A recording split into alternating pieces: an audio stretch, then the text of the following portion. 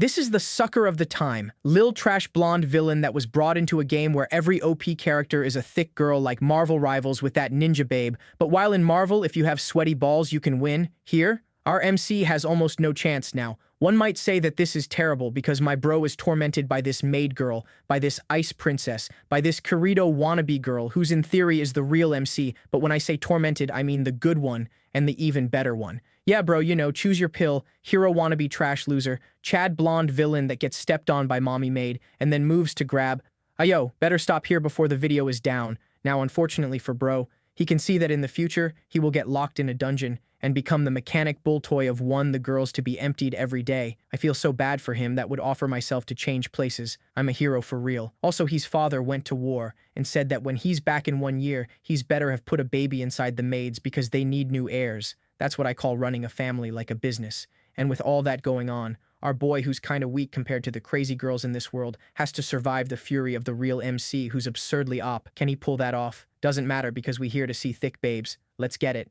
It all starts in the castle, home of the Campbell family. The main guy starts wondering, wait a second, did Matt just die in a car crash? I mean, a car accident. Did I travel through time or something? This decoration looks kinda European, and that face in the mirror, it looks like me when I was 17 or 18. Except that doesn't make any sense because he's a lot older now. He takes another look, surprise, and yeah, he really was pretty good looking when he was younger, before turning into a broke, overweight mess. Just as he's coming to the conclusion that he's getting old, having those kinds of dreams where you reincarnate just because your life turned out miserable, he grabs a little knife and says he's gonna have to confirm it, and blood gushes out. He says it's just a small cut, though it hurts like hell, and he has to lick his fingers, saying this damn thing feels way too real. Then suddenly, the memories come rushing in. The guy he reincarnated into is named Moon Campbell. A poor guy who lost all of his titles, ended up turned into a beggar, and was abandoned by his family. His father even warned him never to set foot on their land again or he'd be killed without mercy. Apparently, he committed some terrible crime. He puts his hand over his face and says, "Damn,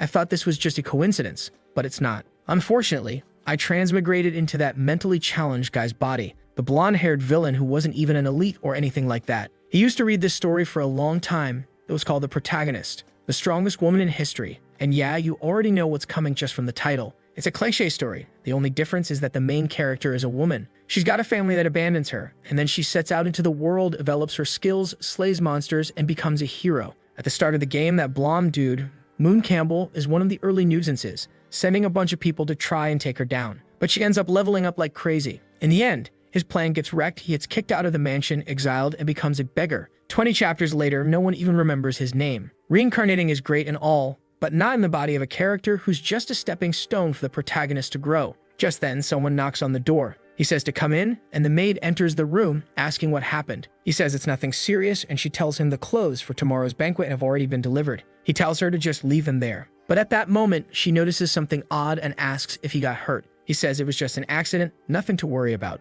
But then $10 if you guess what she does next. Yup, she kneels down and helps clean the blood. She's seriously a motivated worker, definitely deserves a raise. And she even asks him to please stop hurting himself like that. The guy's blushing like crazy, thinking to himself that he's definitely going to remember this moment. Then she spins around like a top, says she's heading out, and tells him to take care of himself. As soon as she closes the door, he's sitting there, blushing like a fool, mumbling about how this world is perfect. He's covering his face and flailing side to side, totally over the moon that he's got an adorable maid. Obviously, he's a hopeless otaku. Meanwhile, the maid outside the room thinks it's weird that he said thank you. Of course, he must have been a total jerk before he reincarnated. Now our guy's wondering how someone who was born good-looking and into a noble family ended up with a cute maid but still thought it was a good idea to provoke the protagonist. The main reason he was exiled is apparently because he tried to drug the third princess or something like that. But now that he knows how that path turns out, he just needs to avoid it entirely. To make sure he keeps this cushy life, the first thing he has to do is be careful with that ceremony where all the chaos kicks off. Then it hits him. The maid with the thick thighs already brought the outfit for the banquet and mentioned it's happening tomorrow. At that point, the guy's rolling around in bed, calling out to the system, the goddess, grandpa, the monk, anyone who can give him a cheat or some kind of power-up. Problem is, if the banquet's already tomorrow, that means he's already done a lot of terrible stuff to the protagonist. He just hopes she doesn't go overboard, like stomping on his face or something. But if she does, hopefully she's wearing black tights and takes her time. Clearly, the guy's got, well, refined taste. But now he's made up his mind. Tomorrow, as soon as he sees her, he's going to run straight toward her, drop to his knees 3 times, and beg for forgiveness. Suddenly, something smacks him on the head and he turns, yelling to know who the hell did that. That's when he sees a little book on the bed. He immediately wonders if the cheat has arrived. He grabs it and says finally, God hadn't given up on him. He wasn't destined to be a loser forever. Now was the time to gain infinite knowledge and change his fate with his own hands. But when he opens the book, there's absolutely nothing inside. He starts wondering, does this thing need some kind of special activation? Stories usually take place in Europe. What's the deal with that? Right then, the book attacks by making his head bleed, and a drop of blood falls onto the page. A dark aura rises, and he starts wondering what's going on. His vision begins to blur, and suddenly he finds himself with his hands and feet restrained. His neck too. He's all beaten up. Slowly, he opens his eyes and wonders where he is when this creepy girl shows up saying he slept for quite a while. He mentions that his body hurts, but she just says pain is inevitable when learning a lesson. He has no idea how sad she really is. She didn't want him to end up like this, but he's been acting cruel and selfish. He should be bringing pain to others instead of showing tolerance and making everyone hate him. That was the only way he belonged solely to her. But recently, his heart started to change, and that just wasn't going to work. Still, no matter how long it took, she was going to purify him of the love she had, and then they'd be together forever. Then, bam, a barrage of stabs, and he wakes up back in his room. Looks like the protagonist might actually like him better as a villain, but if he goes down that path, his life's going to turn into a complete mess. And if he doesn't, it's already a mess. So what's the guy supposed to do? He starts wondering if that was a dream from the past or maybe a glimpse of the future. After all, that whole vision started when his blood touched the book. Maybe it was a kind of future warning triggered by the wrong choice. When he looks at the book again, it says, "Do not alter fate." He gets it right away. If he went through that whole plan of kneeling 3 times and begging for forgiveness, that would have led to that outcome. Considering how he was tied up and being tortured in that vision, suddenly getting kicked out of the family and becoming a beggar doesn't seem all that bad anymore. Now he's fired up. He's a modern, intelligent guy, and he can use everything he knows to change not only his own fate, but the fate of the entire country. Besides, being an aristocrat isn't even that great. They're all stuck in this tiny little land. He's gonna take control of his destiny with his own 2 hands and stop relying on any of that. That said, there he is, already sitting down, eating some delicious meat, saying to himself how amazing the life of privilege really is, and that losing all this would truly suck. The one sitting beside him is Noyce Campbell, his mother, who honestly looks like she's 18, a Dan woman, and she tells him he looks really happy today. His father, Lon, comments that he's probably just excited about the ceremony tomorrow, since it'll likely be one of the most important moments of his life. He just goes along with it and says, yeah, trying not to raise suspicion. Meanwhile, his mom says she can't let him go to that banquet. Otherwise, all the noble girls will be falling all over him. Lon replies that's not even possible since he has Princess Celia, and any girl who tries something is sure to make her jealous. His mom, acting all cute, says she doesn't like this Celia girl. She wasn't cute at all and didn't deserve her son. Now our boy is just sitting there confused, wondering why his parents have so much faith in him when he was a total jerk. And who the heck is this Celia? That's when it hits him. She's the 3rd princess, the one he tried to drug, which makes her one of the people who'll bring disaster into his life. In the original story, everyone liked her, but here, classic Sundeer. Cold on the outside, warm on the inside. Got it. Moon's feeling down, realizing his parents actually seem like good people. He really was kicked out because he acted like a total bastard, and his dad just didn't want to have a rotten son. But that only motivates him more to change his fate. Even if it's risky, he doesn't want to drag his whole family down with him. The real reason his family ends up ruined is that people believe his father ordered him to kill the princess as a form of betrayal. So what he probably needs to do is take the blame himself and make sure no one else gets involved. Problem is, the ceremony's already tomorrow, and there's no time left to be changing too much. What he finds strange is that if the event is so close, why doesn't he know anything about the drug that's supposed to be used? Is someone going to hand it to him? What's actually going to happen? While he's trying to figure all this out, a maid shows up and he accidentally bumps into her. She falls in a weird way, saying he spilled the madam's black tea. When he goes to ask if she's okay, of course, she flinches, thinking she's about to get chewed out. She sees the tea spilled on him and immediately rushes to clean it, but the moment she notices the mess, she's already convinced her life is over. She's going to get fired and probably be eating dog food on the street by tomorrow. The protagonist realizes that his reputation really does precede him, so he tells her not to worry that he's not going to punish her. What's this? The guy's smooth with it too, pulls her into a hug and tells her to relax. She's all confused, trying to figure out what the young master's doing. Honestly, I'm wondering the same thing. What's with those hands? Then Anne shows up and calls out to him. He asks for the blonde's name, and she says it's Noel. He tells Anne to take care of her, but Anne says she and Noel still need to focus on getting things ready for tomorrow. They can't be slacking off now. He just tells her to hire more people to help. I mean, come on.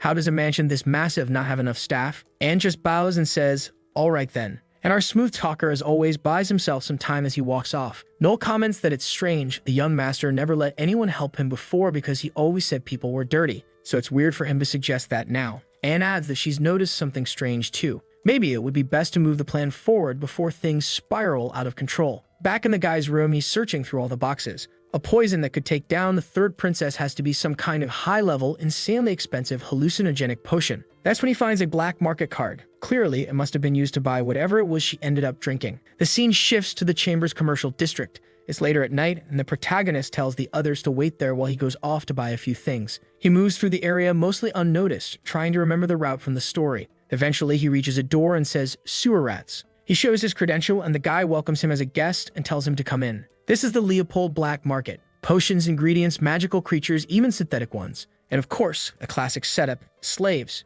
One of the protagonist's allies was actually purchased from this place. That part's secondary though, because right now he's got bigger problems. He enters one of the rooms and is greeted by someone wearing a cat mask, who immediately asks what he's looking for. They've got every type of potion. He says he wants something that's colorless, odorless, works especially well on mages, and knocks them out for hours. He's probably going to buy it, use it, but won't actually do anything to the girl. Now I'm confused too. He's trying to follow the story, but I honestly don't know what he's planning anymore. The person in the cat mask says he must be looking to have a real fun time. If he wants, she can even recommend a few slaves. He says he's leaving, but she stops him, saying to wait. She'll get the potion. Moon says there's no way to tell if this is a man or a woman, and that's fair. Whoever drew this character sure made it tough. It's scary to even guess, so let's keep it neutral. The human being grabs a potion while our protagonist is thinking about how incredible that body is. Most likely, it's a stunning woman with a powerful figure running this whole underworld operation. At that moment, the door opens again and someone else walks in. Judging by the black tights, you already know what time it is. Does our boy have an eye for detail like that too? The person says they're there to buy an extremely strong drug that targets mages and leaves no trace behind. The seller is confused. This is a potion she rarely sells, and now suddenly everyone's asking for it. Moon's taken aback. He didn't think women had that kind of taste too. He feels bad for whoever's about to go through that whole ordeal, but there's nothing he can do to help. Then the woman tosses 2 vials onto the table and says that's the one everyone's been looking for. Even though the liquid inside was bright in color, mixing it with wine would make it totally unnoticeable. Just a few drops weren't enough to knock out an elephant for 2 to 3 hours. He's stunned by how strong it is. The masked girl says that if he doesn't believe it, he can try it himself. He'll just have to sleep on the floor for 3 hours and still pay full price. The only catch is the cost, 130,000 amelias, the local currency. The masked woman standing nearby, though, says she doesn't have amelias but has another way to pay. She shows a letter, and the seller says it's hard to accept something with that kind of value as payment. She reads through it and asks if what's written is really true. The mysterious figure says the seller can use her own skills to verify it. Mysterious or not, let's be real. It's probably Anne. Who else would it be? The seller says, all right, the potion is hers. The masked woman grabs it, thanks her, and starts heading out. Meanwhile, Moon just says to charge it to his card. The seller hands over a bonus potion and says if he combines it with the other one, the experience will be way better. He thanks her, tucks it into his bag, and asks about the info the other woman gave her. But the seller, clearly not too concerned with honesty, says they're old friends. And if he wants the information for a fair price, it'll cost him 900,000 amelias. He gives her a look and turns away, saying he's not interested. That scam artist was trying to charge him 7 times the price right to his face. No way he's falling for that. He's from the modern world. He already knows a trap when he sees one. As soon as the door closes, the seller says she hopes to see him again soon. She then takes off her mask, and of course, it was a woman. Now she knows exactly what's about to go down at the mansion, and she's wondering who she's going to sell all that info to. Obviously, the most interesting move would be to sell it to both sides and stir up total chaos. Could she be the protagonist? She definitely has that kind of look. The next night, over at the Campbell Palace, it's full of clueless nobles wandering around, and there's our guy right in the middle of it. A mustachioed gentleman shows up with his 3rd daughter, saying it would be wonderful if she got to meet young Mr. Campbell. She glances at our boy and starts trembling, then dashes off, dress fluttering, yelling that her mother was calling her. Honestly, that reaction looked more like fear than anything else. The father apologizes, saying she's a bit scared, and Mood just says it's okay. That's when he starts noticing none of the girls seem happy to see him. Clearly, his reputation has taken its toll. Still, his father, Lon, places a hand on his shoulder and says he's impressed with how the boy's been behaving. He's really stepping up, and tonight, he'll stop being a boy and become the man of the Campbell family. Moon thanks him and says he'll do his best. Suddenly, someone at the entrance calls for silence. The 3rd in line to the throne of the Leopold Empire is about to arrive. Blessed with the purity of snow, known as the Ice Goddess, the 3rd princess, Celia, who looks suspiciously like Payman from Genshin Impact. Lon says he's going to go mingle with the rest of the guests and asks Moon to take care of her. Moon goes right in, calling out to the princess, saying it's been a while. He compliments her appearance, and she even has the little sparkles in her hair like Payman. My god, the girl's got real presence. She thanks him for the compliment. He's acting all sweet and gentle, and she's starting to think something feels off. Then he says she must be tired from the trip and suggests she go rest for a bit. As she walks past, all the nobles bow to her, and she's over there thinking, what's up with this guy today? He's being way too polite. At that moment, it seems like Campbell is overhearing people talking about some illegitimate daughter who apparently had a duel with her husband. I'm kind of confused too. Seems like folks don't like her because she's illegitimate, got divorced, and now wants to qualify as an heir. The rest of the party tells them to stop saying stuff like that. It's crazy talk. Ah, of course, right? Who's arriving now? The protagonist, the main character of this world. Ariel Boogerd, the one with black hair on the left. Honestly, she's pretty basic, you know? But it makes sense. If you think about it, protagonists are usually kind of standard, black hair, plain face. And there she is, acting all normal, greeting Mr. Moon. He's all awkward and responds that he's doing great and welcomes her. But then, out of nowhere, this big guy steps in and asks how she can speak like that to the young master. She was being a bit casual, and our boy tells the guy to shut it, saying it's fine.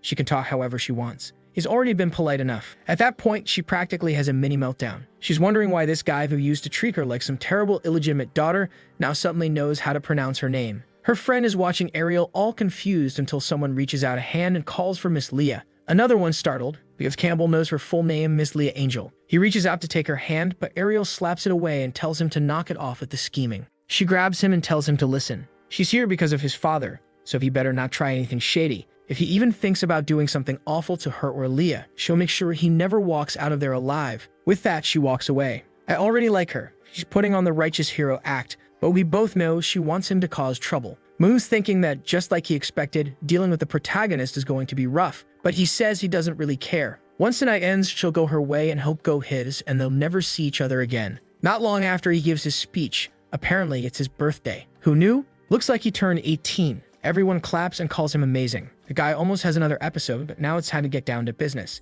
He looks around and spots the payment lookalike chilling by the mirror. He walks up, introduces himself, and apologizes, saying he hopes he's not being rude. He asks for the honor of a dance. Oh my god, does he think he's royalty now? She accepts, of course. That girl, though, she's rocking some serious firepower with that outfit. Whatever accessories she's wearing look like they're practically bursting out of her. Meanwhile, the nobles are all stiff and awkward, glancing around, and the protagonist is off to the side eating cake while watching him dance with the third princess. She compliments his steps, and he says he's still a beginner. She knows how much he's changed and says now he's finally acting like a noble. What she finds odd is how his dance invitation earlier went. Warrior, I shall grant you the mercy of a dance. Be grateful. He awkwardly tells her to forget that, says to leave it in the past. The music plays. Let's go, people. We're deep in the plot now. They're dancing, she's praising him, the usual stuff, and then, what's this? He slides in close behind Payman. Is he calling for backup, adventurer style? That's when she says they need to have a private conversation. She already knows this marriage is just political arranged because of their families.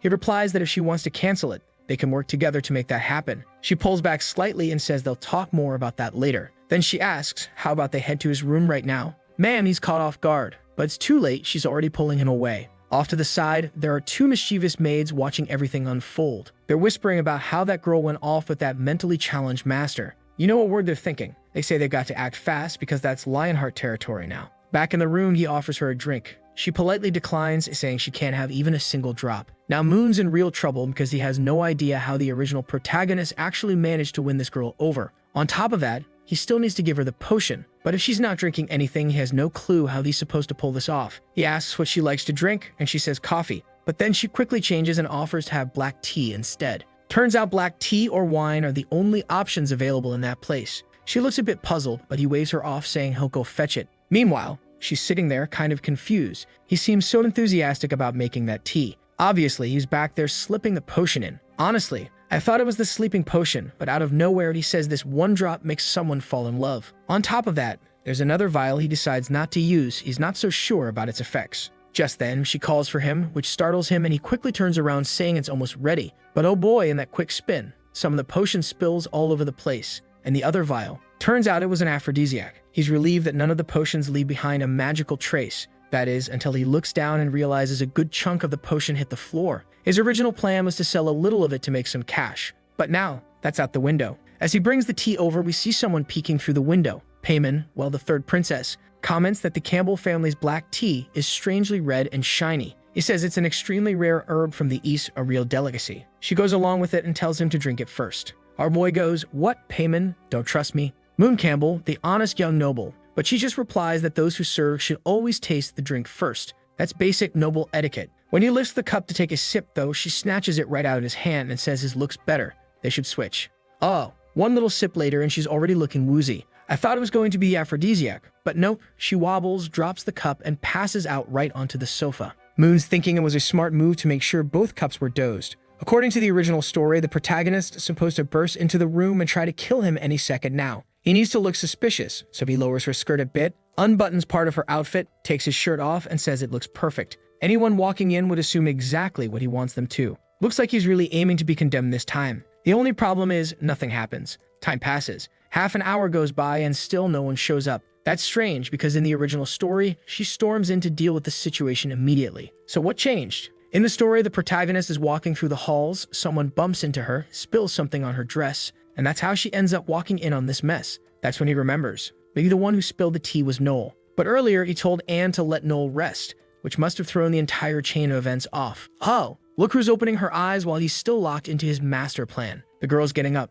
Turns out the aphrodisiac must have landed in the cup she snatched from him. Now he's standing there, confused, wondering why the room suddenly feels cold. Then bam, a hand grabs his face, a blast of freezing magic slams him to the floor. He begs Payman to calm down, saying he can explain. But she shuts that down, saying there's no need for explanations, let's just say that. That's when he realizes something's not right with this girl. He says he's going to get a doctor. Too late, his wrists are already pinned. She murmurs that her body feels cold and his feels warm. He begs her to calm down, but nope, she dives in with a kiss. The guy's praying that Ariel shows up to save him because if not, this little act is about to become all too real. Speaking of the tough one, there she is, walking through the halls, annoyed that her dress is stained. Then she hears some strange sounds. That's when Anne shows up and tells her this area is restricted. Ariel finds it odd, and Anne quickly offers to clean her dress, since that's the issue. She casts a spell, the outfit looks spotless, and Ariel's pretty impressed that even the maids around here know magic. That's when one of the maids casually mentions something about a pachichi cake, saying it'll be served at the party, and right away the protagonist lights up with joy, thanking her all cheerfully. Anne gives a little smile, but then turns around with that classic evil look on her face. Of course, Ariel's not that dumb. Or wait, maybe she is. She senses something off, like the smell of blood in the air, but then brushes it off, saying she's in the Duke's mansion and isn't getting involved. Besides, she's confident that Payman can handle that spoiled brat on her own. Nothing beats cake, so she's not worried about any of it. Nearby, those same shady maids are wondering if Ariel was the target. The one with gray hair says no. She was the target of a guy named Number 9, but she managed to kill him, even though it was a higher rank. The darker-haired maid tells her to hurry up, warning that if Campbell shows up, the mission could fail. But her partner says not to worry. She already checked the situation, and the action was in full swing. Meanwhile, our boy is a total wreck, scratched up, exhausted. What the hell happened? Wait, nothing actually happened. He was just struggling to defend himself. And now Payman wakes up, puts a sword to his face, and demands his final words. He tries to calm her down, but she just says he's going to the afterlife without saying a thing. He starts to panic. He's not even sure if he'll get reincarnated again. So he blurts out that his intentions came from real love. He's there, glowing with emotion, hoping the gods grant him a second chance,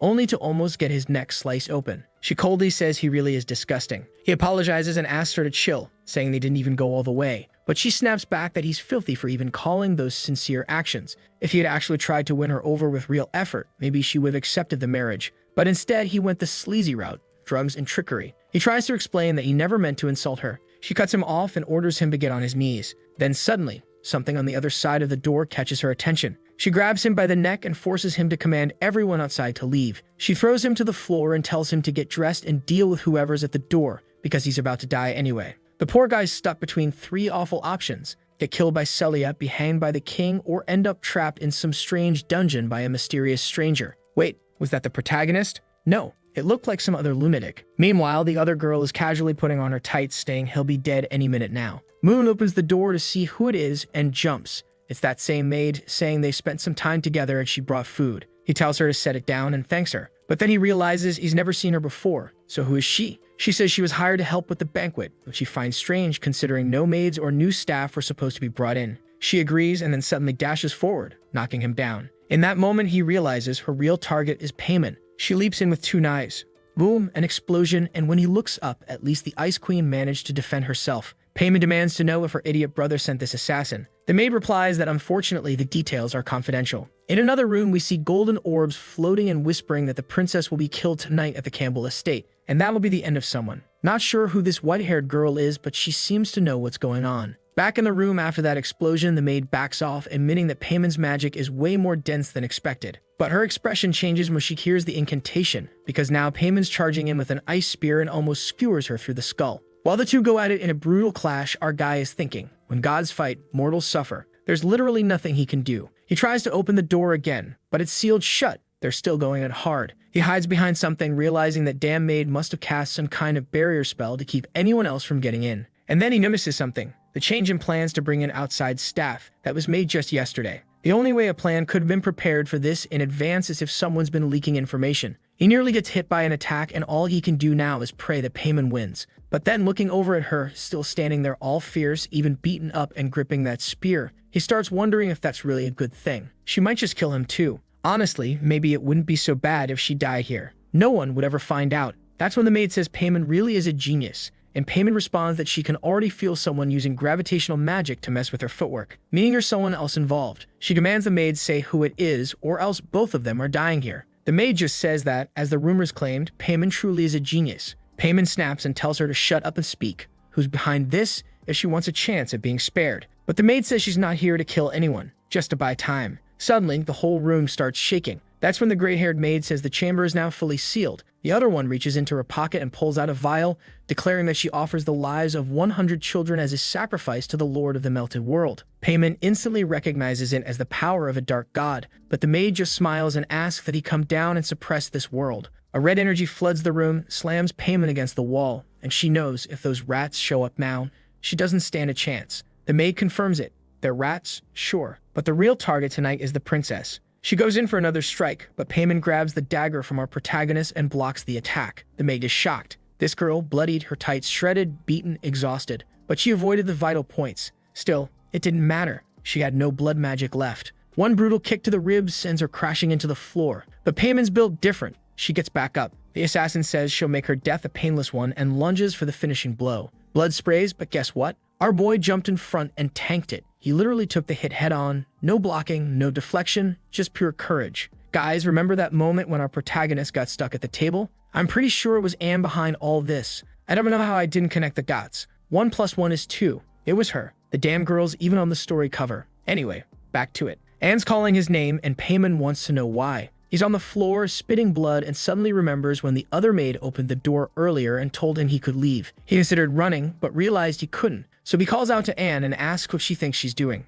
Anne just tells the useless fool to stop getting in the way. But Payman walks past him and slashes her neck deep. The girl drops to her knees, and the ice princess just declares that it's over. Now our boy is lying on the floor, barely clinging to life. Payman kneels beside him, realizing that if he jumped in to protect her, then these weren't assassins he hired. And what really throws her off is that he protected her without thinking, because if she had died, no one would have ever known what he did. But he says none of that matters anymore. Just like she said, he chose to act like a true man. Damn, that one hurt. But of course, this is Payman we're talking about. She coldly says that based on his pulse, he's got enough strength to say maybe 3 more sentences, so he better make them count. She'll pass his final message along to the Duke. He reaches up, touches her face, and says, truthfully, that he's sorry. In the end, he really did have feelings for her. Then his arm hits the floor. Man, he went out like a legend. We know he's not actually gonna die, but if he did, it would have been epic. Still, Payman isn't having it. She says that bastard doesn't get to die after apologizing like that, not after everything he did. She calls his name and tells him she's not accepting any of that curse apology.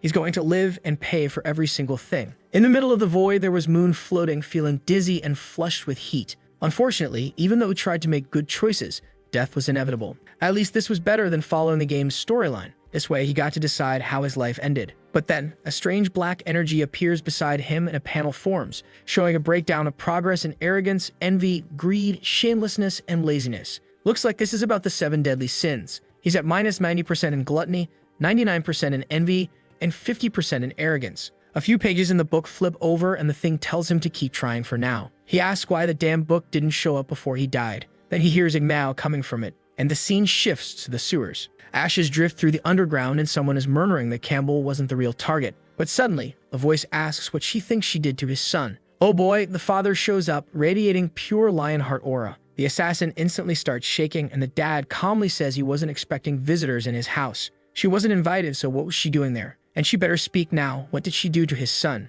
Man, the guy is usually nice, but right now, he's a beast. Thinking back, our protagonist must have been happy he managed to at least grind some aura Sung Jinwoo style before dying. Or maybe not, because now we're back in the bedroom and Anne is sitting right next to him. That same Anne who we now know is dangerous. He wakes up and she's right there, asking if the young master is feeling any better. She asks if he needs a doctor, and as he tries to get up, saying he wants to go to the bathroom, the pain in his chest hits hard and he falls right into the soft sheets. He apologizes, saying his legs feel strangely weak, but now he needs to be careful. He can afford to be kind with her. She's absolutely not to be trusted. She tells him that his fiancée asked her to take care of him, so he should know she'll be staying close for the time being. Then she says she's going to help him bathe and immediately starts going for his clothes. He quickly asks her to calm down, saying that just now he started feeling better. She says fine, she'll let him be independent, but still picks him up and takes him to the bathroom. He tells her to get out, that he has stuff to take care of, and a little later we're back in the room. Soon after, she tells him he slept for 3 whole days, and it was Princess Payment herself who asked her to look after him. He barely survived, lost a huge amount of blood, and went without oxygen for too long.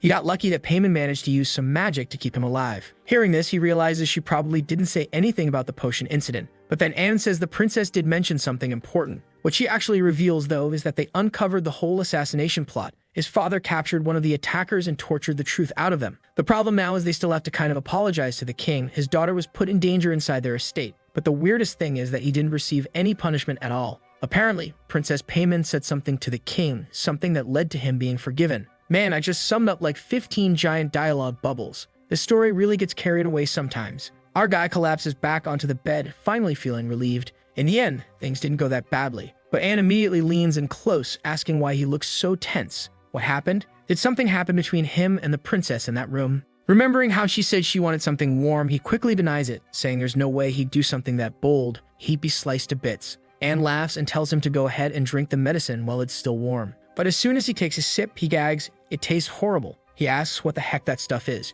She explains it's a tonic to help him recover and rebuild his blood supply. And then we cut to 3 maids standing outside the door, whispering about how whenever he eats something sour, he usually whips everyone. But today, he's acting really strange. They start wondering if they should go report this to the madam, but he just tells the 3 of them to stay put and not say anything. It was just some regular medicine. Then he shoves the whole thing on the spot. The maids close the door, a little spooked, while he sits there looking confused, until he suddenly throws it all up. Man, it looked like he vomited straight crude oil. And the worst part, he's gonna have to drink that thing 2 more times if he wants to fully recover. Anne casually mentions that if he wants, she can make him some pancakes and even a little tea. She hands him a slice of cake and he thanks her, saying she's way too nice. Says she even deserves a raise. She lifts her skirt ever so slightly and says she appreciates the compliment, but she's off to finish the rest of her tasks. On her way out, she tells him to check the nightstand. There's a letter for him. But then he suddenly calls out to her, asking her to wait a second. During their earlier conversation, she mentioned that he'd already taken that sour medicine 4 times. So how's that possible if the moment it touches his mouth, he throws up?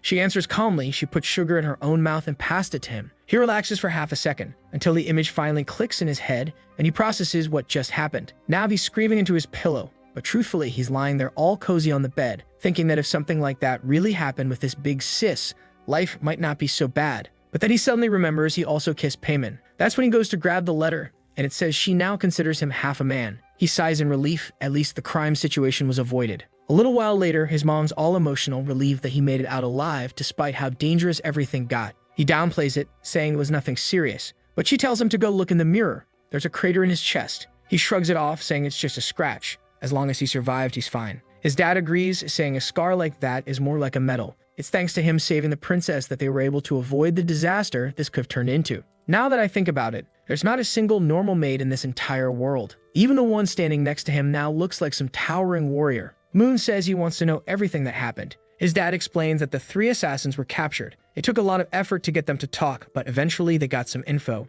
Turns out they weren't trained death warriors or professional killers. They were followers of someone called the Withering King. Moon's confused. He doesn't remember that name ever coming up in the original story. His dad explains that he's some kind of ancient dark god responsible for countless horrors. And if the price is high enough, his followers will take on any job, even kill their own parents. But he tells his son not to worry. He's already given the order for those people to be wiped out completely. The protagonist is stunned, and his mom reminds him that his father earned his current position through military merit. Bold as always, our boy says he's proud to be his son. It's well-deserved. What he really wants to know now is whether they figured out who's truly behind all this. His father, however, says no. All the captured hunters were bound by a strange curse. The moment they even tried to say the person's name, they burst into flames and died instantly. The black market was completely wiped out, but no real evidence was found. Moon finds it interesting that his dad destroyed the black market, since that also happened in the original book. In the story, they killed his favorite. Wait, favorite for what? Furious, the father sent the royal knights, and they burned the whole city to the ground.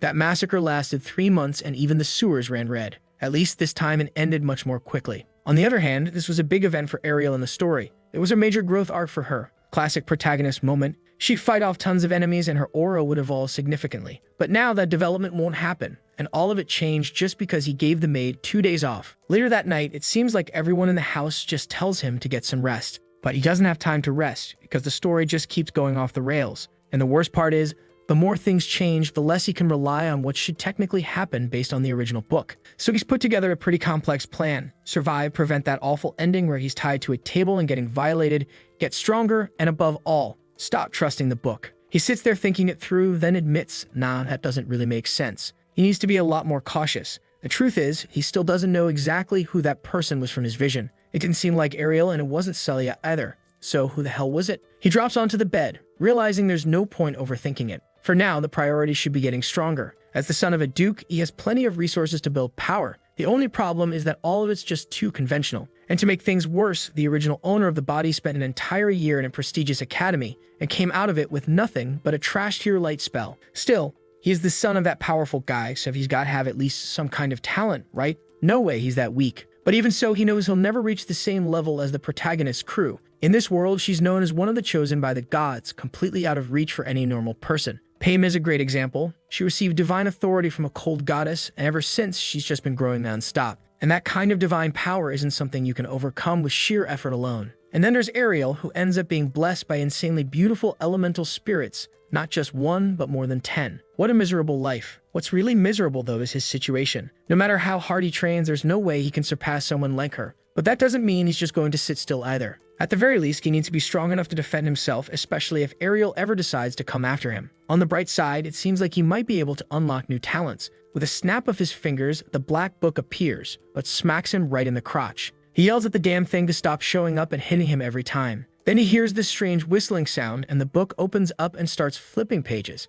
Now it's retelling everything that's happened over the past few days, and he's annoyed because the thing is way too detailed. The way it's written, it makes him sound like some shady creep trying to do something awful to that poor girl. That's when he notices something odd. One of the words in the text, assassin, is glowing red. Suddenly, a strange energy surrounds him, and he yells at the book to give a warning next time. Now he finds himself in a new room. He looks around and quickly realizes it's not the same dungeon from before. Maybe it's another space inside the book, but before he can really figure anything out, someone approaches from behind. He turns around, and it's her again. That same girl who already once hit him in the neck. Boom, no time to react. Lights out. He wakes up in bed again. The poor guy didn't even get a second to understand what just happened, dropped in one hit. The book stirs again, and when he looks, it shows that his dagger combat skill is now at 1% and his shadow step is at 0.5%. Finally, he's discovered the actual combat abilities he has in this messed up world, and he's fired up, saying he's sure this hack of his is going to be seriously overpowered. Later that night, he's lying in bed, mumbling about how he barely survived. He lasted, apparently, just 3 seconds in there. He decides to check if his proficiency went up, and yeah, he gained 1% in both. Now he understands his skills really are broken. Any ability, maybe from enemies he defeats, gets recorded in the book, and he can learn it. Or maybe it's just skills he sees.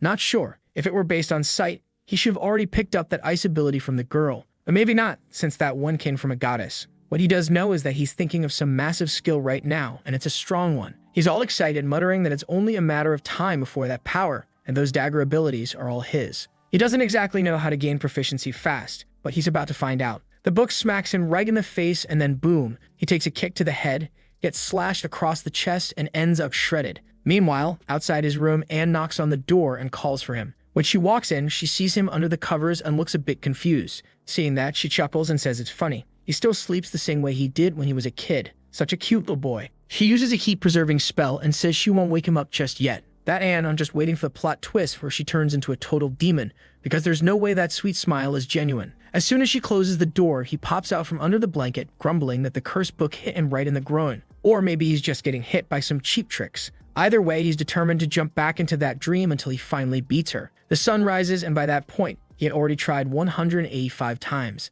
That's some next-level mental resilience. He dies in every single attempt, but now he's lasting 30 seconds. He gets hit with a wave of exhaustion, bumps into his tea, knocks it over, and crashes to the floor, completely drained. But finally, he had found a way to get stronger. The only problem? The pain of dying in that illusion feels very real. He thought he could game the system. At the moment he died, he could just re-enter and ignore the fear. But nope, that was impossible. And now, after a full night of effort, it's time to see the results of all that grinding. His dagger technique had reached level 2, and Shadow Step was at 11%. Sure, that was still nowhere near assassin level, but just knowing he could evolve like this was already a huge deal. He's excited to test it out, so he activates Shadow Step and dashes across the room. The guy's practically leaving smoke trails, completely hyped, until he suddenly winces in pain. Turns out his foot got scorched. Now he's wondering how that assassin girl who attacked Payman managed to use this without flinching. And then it hits him, of course. These techniques are way too advanced for someone like him, just a tier 1 fighter. Back at the academy, he learned that to handle techniques like these, you need to channel ki throughout your body to reinforce it and reduce the recoil. But that's something only level 2 warriors can do.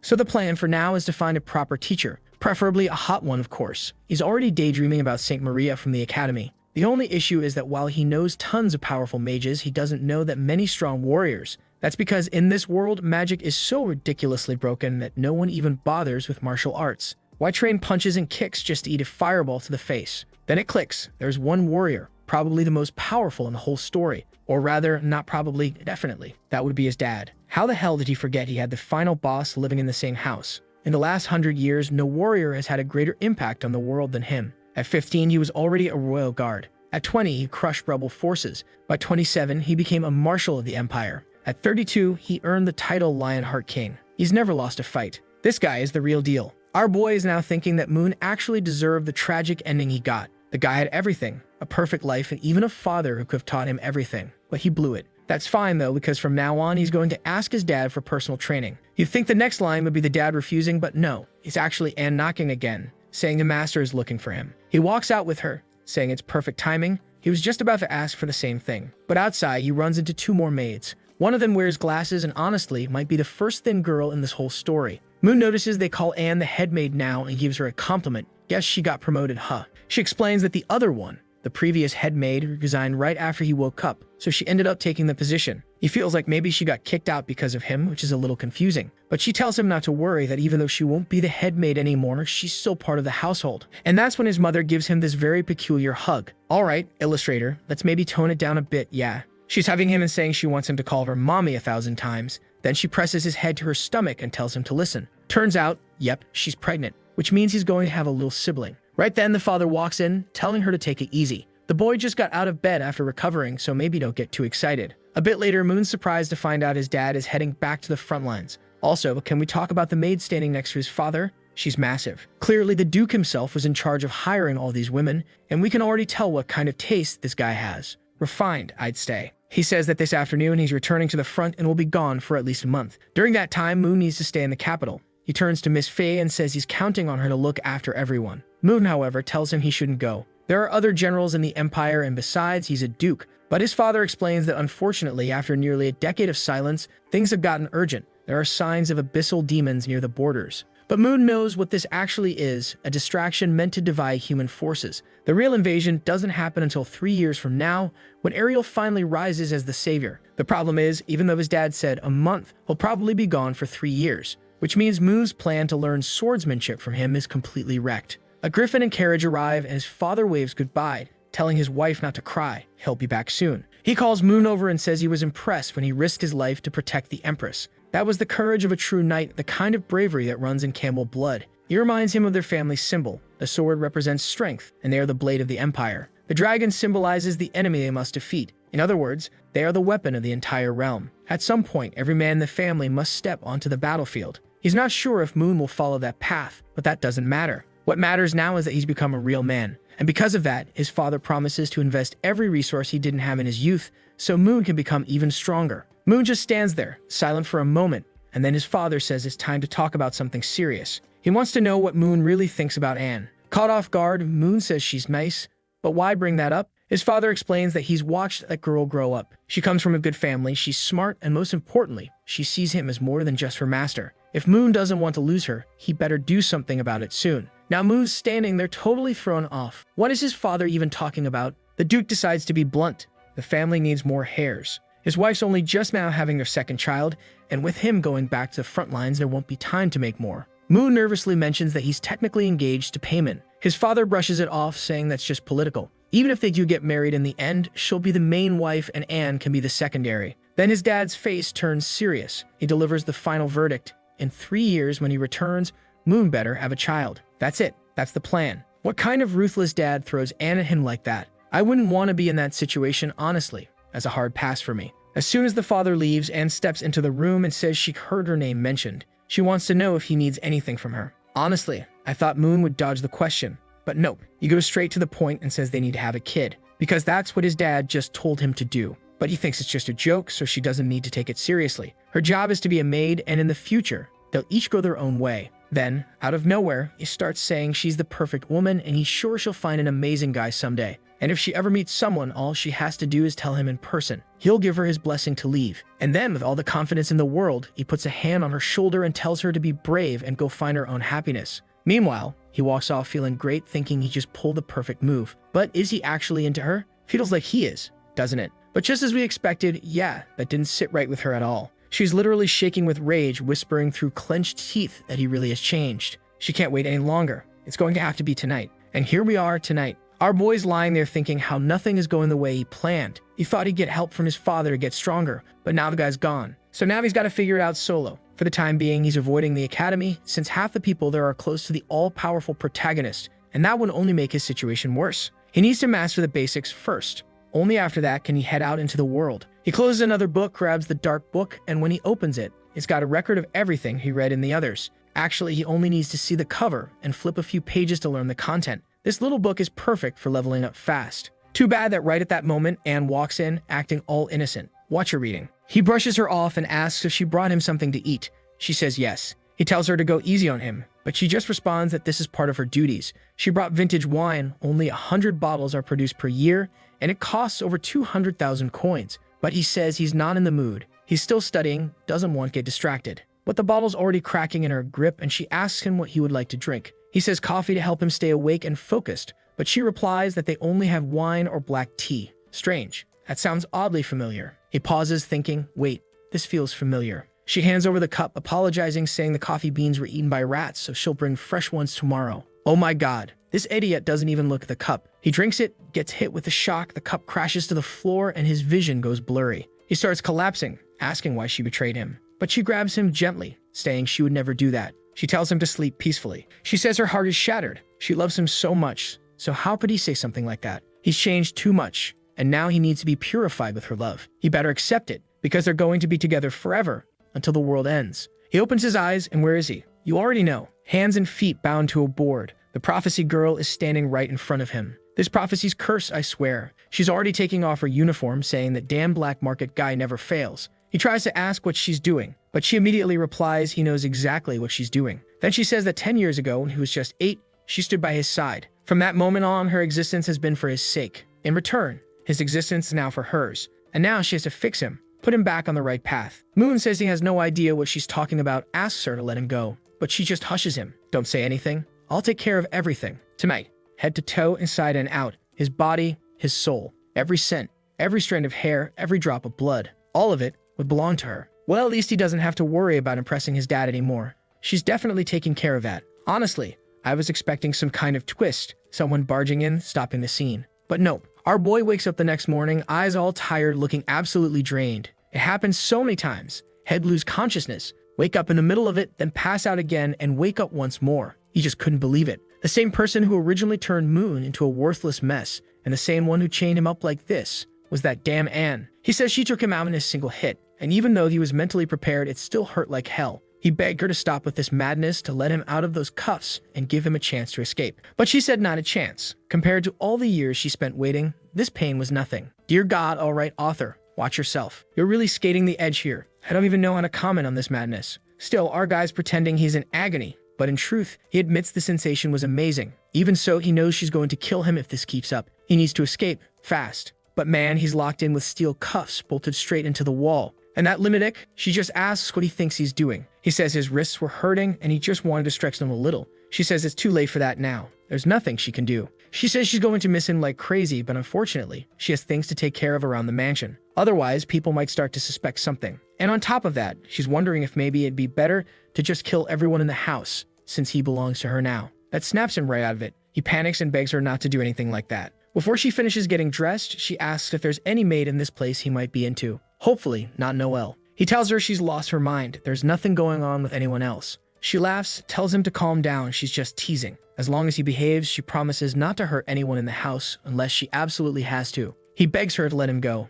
There's no way she seriously plans to keep him locked in here forever. Suddenly, the magical cuffs click open with a snap of her fingers. She just tells him not to try anything stupid. The core of this room is a sealed space, reinforced with steel from some tower no one's ever heard of. Translation? It's basically impossible to get out. He asks if no one will find it suspicious, but she says not to worry. She told everyone that after hearing his father's speech about becoming strong, Mu decided to return to the academy. So no one's going to question his disappearance for a while, and she assures him he doesn't need to worry about a thing. She'll bring him 3 meals a day like she always has. Obviously, you should trust her. She's been doing this for years. And then, wham, she lands a clean hit. The guy's writhing in pain. Honestly, this maid is way past the line now. It's hard to tell if someone out there would willingly agree to this level of insanity. She waves goodbye, he yells for her, but the door slams shut. He never could have guessed that out of everyone mentioned in the prophecy, it would be her. And every time he talks trash about the situation, the next thing he says is always how good it felt. That much, he can't deny. The problem is, he knows that if this keeps up, he's not going to survive. Even though she mentions some kind of magical sealant, he decides to try the door. He grabs the handle and pulls with all his strength, but immediately drops to the floor in agony. The entire room is made from pure steel, magically enhanced. There's no way out. Finally, the book shows up without slapping him in the face this time. Mu tells it straight. He's got no chance. This woman has as much power and potential as Payment herself. Even if he started training now, there's no way he'd get strong enough before dying. But the book just stays open. And he figures, all right, he's got nothing better to do. May as well train instead of moping around. But then wait a second. As he opens the book, he realizes the one he read last night had the equation to get through this exact situation. Next chapter, he's already knocked out 199 200 push-ups. At least his body's still holding up after the brutal night. First it was Payment, now it's Anne. What the hell is happening to this guy? He's not mad about the pain. What really gets to him is that he can't do anything. He's always the one being overpowered. But next time, he swears he's going to be the one who takes her down. That thought barely finishes forming before she shows up, smiling and saying the day's work is over. So Moon, talk is easy, now let's see you act. And here she is, already saying she feels like a wife coming home after a long day. So cute, she says, like this is all perfectly normal. She's brought him dinner and even prepped a bath at the perfect temperature. Good grief, how am I even supposed to describe this? She asks if he wants to eat, take a bath, or, well, you know. And this lying little punk, after all that talk, he's already headed straight for the bath, sinking in like he's trying to relax. But judging by the look on his face, relaxing is the last thing he's doing. He mutters that he's not a child and doesn't need help with this sort of thing. Someone, please, set this poor boy free before I get banned for reading this. She says that now that his body belongs to her, she has to take care of it. She even tests his hearing while he's mentally screaming that he absolutely cannot lose to this Eander. Dinner time rolls around and he thanks her, says the food tastes amazing, grabs the plate, and starts eating. He asks what kind of meat it is, and she casually replies it's from some rare 3-horned giant bull. She made it especially for him since it's known to enhance physical strength. He tells her never to serve him that again, but she just smirks and says he's already eaten it dozens of times. She's been feeding it to him in secret. He stands up done. He says he's tired of this. He's being kept locked away, not even allowed to see sunlight, and now she's feeding him all this weird stuff. If she doesn't let him out now, down he goes again, knocked out cold. Poor guy. What can you even do? Once again, the food was cursed. She even whispers for him to enjoy it because the night's going to be long. When he opens his eyes again, it's clear the guy's been wrecked. She apologizes for the night before, saying she got scared he wouldn't survive, so she took it easy on him this time. Yeah, this monster of a guy didn't stand a chance. He said he was going to dominate or whatever. He got crushed again. She tries to talk to him, but he completely ignores her. So she says that since he's been a good boy for 2 days straight, she'll grant him one request. He immediately asks for freedom. She says that's impossible. He asks for new clothes. She says that's also impossible. He looks at her like, what kind of wish is this if I can't ask for anything? She explains that the highest level wish he can make right now is something like choosing when he wants to eat tomorrow. And listen, on the site I'm reading this on, there are people in the comments saying the protagonist is suffering too much, and they're willing to trade places with him just to take some of the heat off the poor guy. So he sighs and admits, yeah, choosing what to eat is better than nothing. He thinks back to this time of year. He used to enjoy a specific seasonal wine and some special fish. She comments that the fish he's talking about comes from Lake Bipor, which is way far off. He plays it up, saying that he used to be a free spirit. Now he can't even decide what to eat, stuck in confinement like this. If he can't even get a little fish from Lake Bipor, then what's the point of life? She calls his name, but then says fine, she'll get it for him. Immediately, he grabs her arm and thanks her, all grateful. And this guy's throwing in hearts now. He says he's suffering, but is he really? He wishes her a great day at work and tells her he'll be waiting at home for her. She short circuits on the spot, completely flustered, and then suddenly runs in, kisses him, and he's just standing there stunned. I don't even know at this point. Is he playing 4D chess? trying to mess with the villain's head. As she's leaving, she mentions that the journey to Lake Bipor will take until tomorrow afternoon, so he better get some rest. And once she's outside, she's visibly holding herself back, muttering that she almost couldn't control herself. The young master really is the cutest thing in the world, and she can't wait to bring him that fish just to keep spoiling him more. While he's thinking that maybe, just maybe, he'll finally get a moment of peace and a full night's rest, he figures that means it's time to pull out his favorite treasure, the book. Gotta grind a little more in those simulated training spaces. It looks like he's asking to enter a simulation called the Space of 1,000 Locks, based on one of the books he read to level up his ability to break magical seals. Meanwhile, somewhere under the rain and brewing storm, someone's warning a certain girl that Lake Bipor is extremely dangerous right now. She should back off. As the person reaches to grab her hand, she activates a power and stabs him in the hand, saying no one but the young master is allowed to touch her. If he tries to stop her again, she'll feed him to the fish. The old man just grumbles that if the crazy woman wants to die, he won't stop her. But she should know.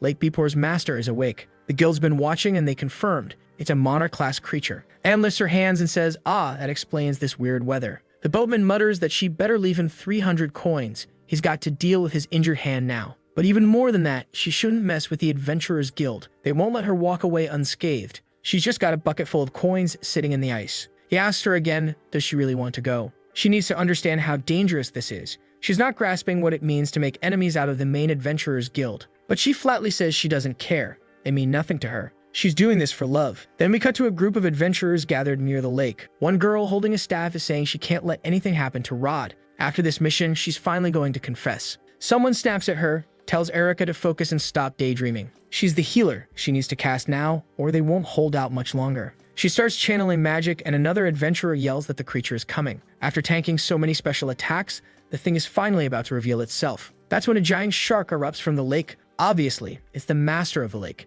It charges up a massive water bomb. Someone screams Rod's name, and he casts a blessing of the earth to throw up a barrier. He yells for the mage to launch a spell, and she starts conjuring through her staff. Turns out she's a healer and a mage. Talk about multitasking. But just before her spell lands, another explosive blast goes off. She tells Rod to charge in. He takes the opportunity, rushes the creature, and lands a direct slash to the head. The entire lake detonates with the hit. He's exhausted, but still manages to turn around and throw a thumbs up, saying, "It's done." Wow, this guy's got a powerhouse mage and a dedicated healer. That's one perfectly balanced party. The mage is standing there fixing her hair, all smiles and gratitude, while poor Erica, the healer, is just sitting there, feeling like she didn't contribute anything. Rod and the other girl, Tia, are complimenting each other, saying it's great to be adventuring side by side. Meanwhile, Erica's seeking inside. She made a promise when they were kids that she and Rod would always be a duo. She's been working hard for years, but it feels like he never sees her anymore. She was the first one by his side, and now she's just background support while he's clearly falling for someone else. Ty is still healing him when Rod suddenly calls out to Erica, telling her to snap out of it and help dissect the lake monster. But then, something feels off. They hear a strange sound. The surface of the water grows murky again, and then, boom, water blasts upward into the sky. Everyone ducks immediately. Another lake beast is rising. This one's different. This one's the real deal. Tia quickly starts casting a third-tier spell, this one huge, but it doesn't do a thing. The magic slams into the creature's neck, and nothing. The beast counters with a thunderstorm attack from its horn. Lightning tears through the sky. Erica grabs Rod and pulls him out of the way, yelling for him to be careful. But he tells her to move. This monster is way beyond what they're capable of dealing with. She asks what he's going to do, and he says, "I'm going to protect Tia. I brought her into this party, it's my responsibility." Even if it meant dying, he was ready to die by her side. Yet, Erica definitely would have preferred not to hear that. Rod charges forward while, from a distance, someone's silently watching the whole mess unfold. Of course, it's Anne, curious to witness the power of a monarch-level beast firsthand. If dragons had this kind of strength, she figured she'd finally be able to get that specific part to feed the young master. But why is she always trying to feed him monster meat anyway? Once again, the boss readies another lightning strike. Rod knows it. This is the end for them. But just then, Anne casts a binding spell. A bolt of lightning crashes from the sky and slams into the creature. When Rod looks again, the beast is falling back into the lake. Even the attack it was about to unleash had been completely canceled. Someone checks on Erica, asking if she's alright. It's Anne. She tells Erica to stay out of it. She'll be the one handling this monster. And with that, she activates another restriction, and Erica realizes this woman is manipulating liquid metal. The creature starts getting pierced from every direction. And Anne, calm as ever, is forging a sword out of midair as she floats toward the beast like she's walking on air, saying the monster would pay for scaring away the fish she came all this way to catch for the young master. The price for messing with her plans was death, one clean slash. The creature is sliced clean in half and sinks back into the depths. Rod watches from the side, speechless. He can't believe a monarch-class beast was just taken out like that. Yeah, our sweet protagonist got a lot of work ahead if he ever wants to break free from that. Erica runs over, checking on Rod. He says he's fine, but Taya's not doing great. He's got a few healing potions, but they won't be enough. That's when he asks Erica to go talk to that woman. He wants her to find out if she's an adventurer, and if she'd be interested in joining their party, because anyone who can kill a monarch beast like that, well, that'd be a hell of an addition. Anne's busy down at the edge of the lake, gathering up the leftover fish. The only problem? She forgot to ask the young master which ones he actually likes. Just then, Erica walks up and tells her that the two she's holding aren't edible. One smells awful when cooked, and the other's highly toxic. She should go for the other two near the front. They're the famous edible ones from Lake Bapor. Anne, curious, asks how she knows that. Erica explains she used to live nearby. A lot of nobles like those fish, so she'd catch and sell them. Within 15 minutes of watching Anne prep, she already knew how to handle it and make it perfect. That's when Erica asks, "Did you come all this way to get this fish for someone you love?" Anne just answers calmly, "Yes. The person she loves wanted fish, so she came." Erica replies, "To have someone you love that much and to have them receive that love from you. They must be really lucky." Anne pauses, reflecting on how her love is received, which right now involves the guy unconscious in a dark room, and says, "Yes, he's very lucky. I'm sure we understand the depth of my love." She turns to leave, but Erica calls out to her, asking her to wait. She says it's about love. She has a problem, and she wants the opinion of a mature woman like her. Anne sets the fish down and replies that love is the kind of problem where the solution isn't always clear. But since Erica helped her figure out the fish situation, she'll try to return the favor with some advice. Erica starts with the classic line, "So, my friend, she's like someone for a really long time." But she doesn't know if this person feels the same. Her friend's kinda shy, a bit naive, and now there's another woman in the picture. And ever since, he's been treating that new girl better. So now she's thinking of giving up. Anne listens carefully, then asks how much this friend loves that guy. Erica immediately replies, "It's not me, it's my friend." But Anne cuts the act. "Enough with that. Just say it." Erica finally admits it. Yes, it's her. She's loved him since they were kids, for over 10 years. Anne looks her dead in the eye and asks, "Would you give your life for him?" And Erica says, "Not just my life. I'd do anything for him, even if the whole world stood against me." Oh boy, here we go. Another one completely off the rails. Anne just nods and says, "Well, sounds like you already have your answer then. If her love really runs that deep, there's nothing left to ask. She needs to follow the true voice in her heart and give everything she has to the one she loves. And more importantly, she should really think hard before making any choice she might regret later on." As Anne walks away, Erica's left there, deep in thought, replaying that whole follow your heart speech. But then suddenly, a strange flame ignites, not around her, but inside her. A voice whispers, asking if she's really going to give up everything. Is she really going to surrender? The voice tells her to let go of morality, of laws, of even her own life, to sacrifice it all for him, and not let anyone else take him away. Man, this world's a ticking time bomb. I remember the stuff in the Zhang Hao story where the girls were unhinged, but this is a whole other tier of crazy. Now she's trembling, muttering that she's going to lose it if someone else ends up with Rod. The voice replies, "Finally, you understand. You need to embrace your deepest desires and claim him. But there's a catch. Rod's strong. So if she wants to make sure he truly belongs to her, she'll have to break his arms, slap a collar on him, and reduce him to nothing more than a pet. Yup. The demons in this world, there's something else." Meanwhile, Rod's sitting by Tia, practically saying a prayer over her. He turns to Erica and asks if she's okay and what happened with that other woman. She says she's fine. The lady didn't do anything. She just took a little while because she ran out of mana. The only issue is that she's a maid from a noble family, so she won't be able to join their party. Rod says that's fine. What can you do? He just wanted to thank her in person. Tia agrees. If it weren't for that woman, they'd all be dead. But then Tia adds that she noticed something strange. A weird mark on Erica's chest. Erica quickly covers it up and brushes it off, saying it's nothing, probably just from the impact earlier or some kind of magical backlash. She'll get it checked out later. Rod picks Tia up in his arms and says she's right. They need to find somewhere to rest. The two of them are all soft and flirty while Erica just watches from a distance, eyes dark, something definitely not right. Next morning, our poor boy wakes up looking like a wreck, probably trained all night because of course she's already back, saying she finally returned. I'm convinced now. He's pulling the classic 3D chess move. He puts on the act, saying he missed her so much and that he was sure if he didn't see her again, he was going to die. She strokes his face sweetly, saying it looks like he's finally ready to give her his body and soul. She apologizes. It's just that Lake Bapor was really far away and it took longer than expected to bring back the freshest fish. But here it is, just what he asked for. And wow, she really went all out, 5 clean cuts on the fish, tossed in 3 herbs straight into the oven. The presentation is ridiculous. He's hyped, saying it smells amazing and he's already reaching out to try it.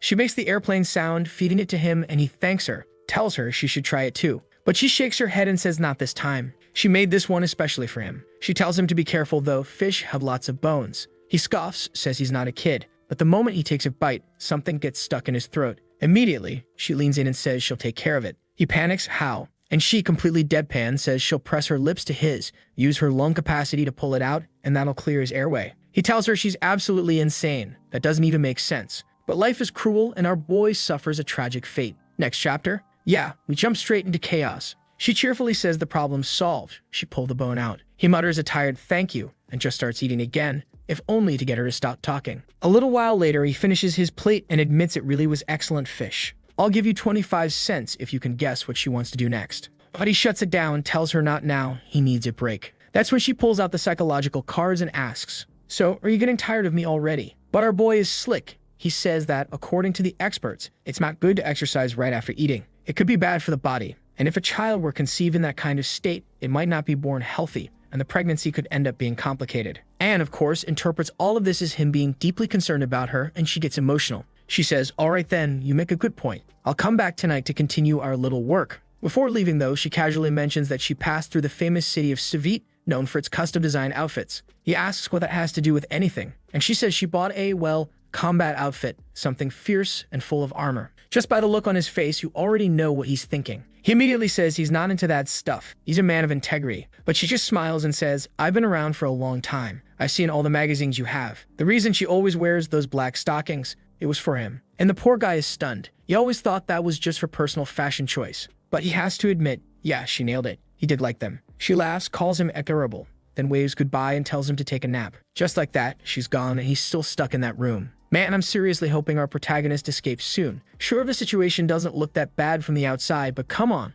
You're just gonna stay locked up in a room forever? Wait, scratch that. Spoke too soon. He's already up and activating his skill to try and unlock the door. And this kid, genius. Turns out he asked for that fish bone on purpose. He's using it like a makeshift lockpick. But the moment he starts working on it, he triggers a trap. 12 cuts across the mechanism. He falls back instantly, cursing under his breath, saying she's gotta be kidding. There's no way something this insane could be opened manually. Based on the theory from one of his books, he has to lift each of the lock pins to the exact height without breaking the fish bone to trigger the release. The catch? He only managed to hide 4 fish bones from her. And this thing requires 12 perfect attempts. It's gonna be hell. Worse still, if the bone breaks inside the lock and she finds a piece left behind, she'll know immediately. He gives it another shot and yep, snap. That's not even the first one he's broken. He's already gone through 3. It's been an hour and a half. She'll be back with his food any minute now. He calls out to the book, trying to squeeze in some last-minute study. At this point, it's too complex to brute force through it. At least he's mapped out the exact pin height for the first 10.